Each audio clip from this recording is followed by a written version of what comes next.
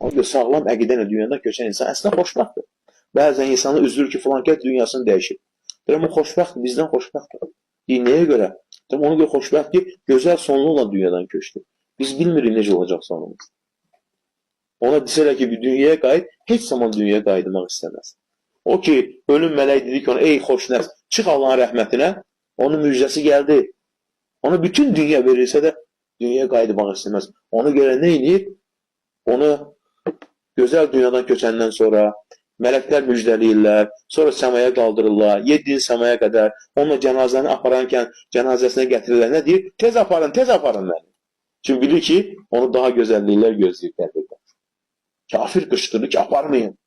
Niyə? Bilir ki, daha şiddətli əzab gözləyir. Qiyamət gününə qədər. Hələ qiyamət qopanda nə olacaq? Ona görə qəbir ya cənnət baxçasıdır, ya da cəhənnəm çuxurudur, Allah qorusun. Ona görə mümin hər zaman Allahdan bir şey istəməlidir, sabitlik. Allahım, təvhidi mənim əlimdən alma. İmanı əlimdən alma. Doğru əqidəni əlimdən alma. Dünya əlimdən alınsa, geri qaytarırlar, işləyərsən, çalışarsan. Amma iman elə bir şeydir ki, əlindən alsa, Allah sənə geri verməsə, heç kimsə onu sənə geri verməz.